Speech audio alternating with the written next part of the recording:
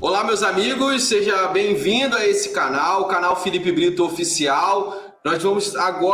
Vai entrar aqui com a gente o nosso advogado, o Dr. João Lagoa, ele que é previdencialista, tá? Especialista em revisões, e vai falar com a gente sobre a revisão da vida toda. Muita gente já sabe que o ministro agora indicado pelo Bolsonaro, o ministro Marco Aurélio, ele vai sim ser o relator da revisão da vida toda. Mas será que ele pode ser o ser o relator da revisão da vida toda? Ele que foi indicado pelo governo, ele que vai defender a tese, será que ele vai dar um parecer favorável ou um parecer contrário à revisão da vida toda? Lembramos que é essencial, né, um relatório favorável para você ter uma votação também favorável, tendo em vista que muitos ministros vão votar a favor, né, de um relatório, né, acompanhar o voto do relator. Então é importante você ter um relatório favorável. Então a gente vai trazer aqui o advogado, o Dr. João Lagoa, ele que é previdencialista, e já vou pedir para você que quer saber, manda esse vídeo para o máximo de pessoas, porque muita gente terá direito, né, à revisão da vida toda, caso ela venha a ser aprovada, terá direito aí a esse benefício, né? E tem direito. Então, pessoal, eu vou chamar aqui o Dr. João Lagoa, vou pedir para você compartilhar, se inscrever no canal, porque, olha só, a revisão da vida toda, em alguns casos, pode até dobrar o pagamento e também receber esses atrasados. Trago aqui o Dr. João Lagoa, ele abriu aqui para falar com a gente. Doutor, muito obrigado por estar presente aqui com a gente. Quer explicar, primeiramente, queria que você se apresentasse e já volto fazendo uma pergunta aí, direta aí para o senhor. Boa tarde, boa noite a todos aí, para quem acompanha o canal. Meu nome é João Lagoa, sou advogado, amigo do Felipe, e a gente vem acompanhando essa revisão um pouco de perto e sempre que tem uma novidade a gente vem abordar um pouquinho sobre o que está acontecendo e passar para vocês as novidades do julgamento e o que possivelmente vai acontecer e o nosso panorama sobre a situação e a nossa opinião sobre o futuro da revisão da vida toda. Sim. João, primeiramente eu queria te perguntar, quem tem direito à revisão da vida toda, tá? Ainda não é até cedo dizer, né, quem terá direito, quem ainda pode ter algumas alterações, mas o que você acha aí, pela sua experiência, que terá direito à revisão da vida toda? Bom, Felipe, como é uma revisão do ato de concessão do benefício previdenciário, quem tem direito é quem tem menos de 10 anos de aposentado, para começar. Tá, mas são todas as pessoas? Não. São as pessoas que se aposentaram depois de 98 até antes da reforma da Previdência de 2019, da Emenda Constitucional 103. Então, tem que ter se aposentado depois de 98, novembro de 98, até a reforma da Previdência de 2019. Porém, são pessoas que possuem menos de 10 anos de aposentado. Existem algumas exceções, as exceções às vezes até são demais, são grandes exceções, mas via de regra é essa. Você tem que estar aposentado há menos de 10 anos. Para que vale essa revisão e é destinada a quem? É para quem tinha maiores salários apurados antes de 94. Quem ganhava melhor antes de 94. Por quê? As contribuições, as remunerações, os salários de contribuição apurados antes de 94, julho de 94, não entraram no período básico de cálculo do benefício, ocasionando um prejuízo para as pessoas que se aposentaram nesse período. Perfeito. Eu já estou abrindo aqui, tá, o que você me pediu. Queria que você explicasse o que você acha dele, né? É o André Mendonça, é isso? Isso, André Mendonça.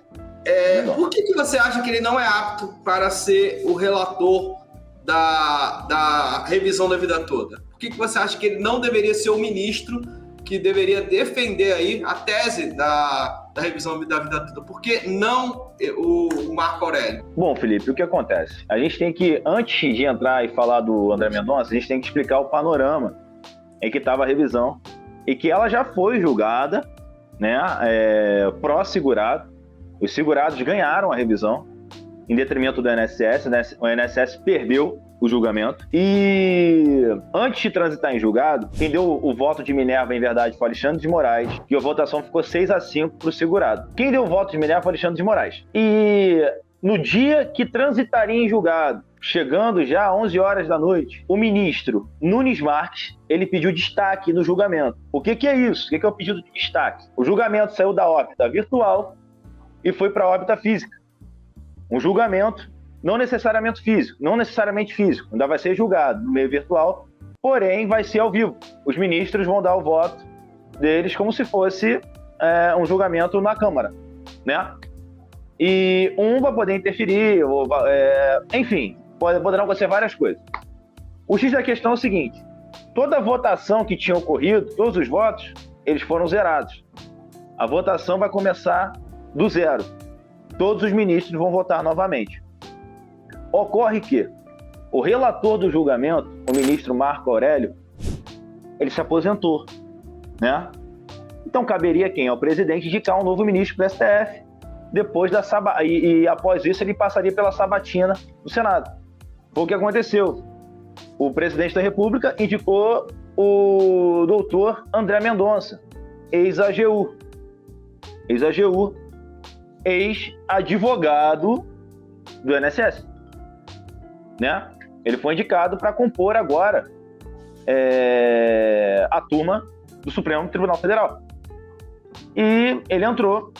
E como o ministro Marco Aurélio se aposentou, e ele era o relator do julgamento, o ministro André Mendonça, que entrou no lugar dele, ele assumiu a relatoria do processo. Aqui que a gente começa a conversar. Quem era o ministro André Mendonça? André Mendonça era a AGU. A AGU, para que todo mundo sabe, é o advogado que defende autarquias e defende a União Federal. E defende, na verdade, as pessoas jurídicas da União Federal, da União. Dentre elas, o INSS, que é uma autarquia federal vinculada ao ente federativo União.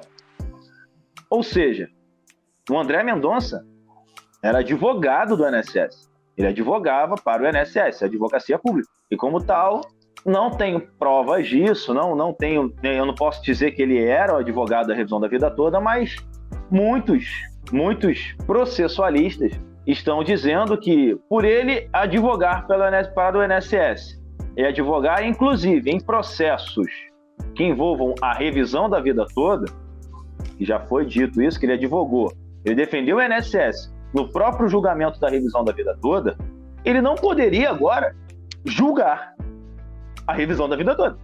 Essa é uma causa de impedimento disposta no artigo 144 do Código de Processo Civil. Artigo 144, inciso 9º do diploma processualista. Logo, o André Mendonça não poderia ser o julgador dessa causa. Ele deveria declarar o impedimento e deixar os outros ministros julgarem. Essa é a nossa questão. E agora a gente vê aí que, além dele compor agora o julgamento, ele é o relator. Então, assim, o que torna a causa um pouco mais complicada agora para o segurado, né? E o voto dele é essencial, né, João? Porque sai o ministro que era favorável, o ministro que era o relator e favorável, entra o dele Exatamente. Que vai entregar um relatório contrário e também com Exatamente. o voto dele. Lembrando que o julgamento foi 6-5 para o segurado, né? Com a entrada agora, o INSS perdeu. E um dos que votaram a favor do segurado, os segurados, foi o ministro Marco Aurélio, que se aposentou. O André Mendonça no lugar dele. E tudo está dizendo que o André Mendonça provavelmente votará contra a revisão da vida toda. Até mesmo pelo fato de ter sido advogado do INSS, ter defendido o INSS no processo da revisão da vida toda, conforme inúmeros processualistas informam isso. Só pesquisar e ver aí no YouTube inúmeros processualistas, professores gabaritados falam sobre isso. E não podemos esquecer também que ele foi indicação do governo, que o governo já se posicionou contra a revisão da vida toda, né? Em virtude do rombo aos cofres públicos, que está no patamar de 340 bilhões de reais. Então, essa é a grande questão que a gente está abordando aqui. Será que ele vai se declarar impedido para assumir? Tudo indica que não, né? Que o julgamento vai continuar e ele vai dar o voto dele. Então... eu vou botar aqui, João, uma frase aqui do Bolsonaro. Vamos ver se é essa aqui, ó. Eu precisava fazer uma pergunta pro senhor. Poder responder? Essa revisão do INSS está sobrando só para o senhor, só. Porque foi vetado. Eu não vou entrar em detalhe. Não, 300 e poucos bilhões de reais. Sei. Querem quebrar o Brasil. Pois é, eu sou uma das vítimas. Atenção lá do Supremo lá. Tá? O que tu acha? Tem que ir para frente ou não? Eu acho que teria que ir assim, só uma correção no valor sem indenização, tá entendendo? Pra Você tá entendendo? Os precatórios pegaram desde Fernando Henrique e botaram no meu colo. A Previdência é a mesma coisa. Meu colo não, né? Colo de vocês todos. Se o governo tem como pagar 300 bilhões, tudo bem. Olha aí, assim, o que acontece? No dia que ele falou isso, eu tive uma posição aqui muito enérgica, né? Eu fui muito incisivo e posso ter influenciado muitas pessoas aqui até no posicionamento em favor em face do governo. O que acontece? Na minha opinião, o que quebra o país é corrupção, amigo. É má gestão, isso aí que quebra o país. Dá direito a quem tem direito, e um direito que estava na lei, porque estamos sobre a égide de um Estado democrático de direito. Isso, na minha opinião, não é quebrar o país, não. Isso aí é fazer justiça. Então, sou contra esse posicionamento do presidente, tá? E diversos outros posicionamentos dele também. Estou dizendo aqui, não sou a favor do governo da oposição, deixando bem claro isso. Não sou oposição ao governo, tá? Na verdade, eu sou totalmente desvinculado dos dois lados, não tem nada a ver com o governo. Enfim, se eu pudesse escolher, eu não escolheria nenhum dos dois se estão na briga para ser presidente. Mas essa posição dele foi muito infeliz. Eu acho que ele não deveria ter falado isso, sabe? Não importa. As pessoas pagaram a vida toda. Então, calma aí. Quebrar o país, dar direitos, conceder direitos, aplicar a lei ao caso concreto e quebrar o país, eu acho que não. Posicionamento totalmente superficial e sem fundamento, sem conteúdo. Falou a primeira coisa que veio à cabeça. Falou besteira. É verdade, cara. O que quebra o Brasil é pessoas não quererem mais investir no INSS. Porque lá na frente, muita gente não vai querer se aposentar mais pelo INSS. Pessoal, queria agradecer a todos vocês que estão aqui com a gente até agora. Tá? Um abraço aí, fica com Deus. Compartilha essa live, compartilha esse vídeo aí. A gente vai estar trazendo mais novidades aqui. A gente está acompanhando passo a passo. E o julgamento também a gente vai transmitir aqui diretamente no canal Felipe Brito. Um abraço, doutor João. Fica com Deus. Um abraço, amigo. Tchau, tchau.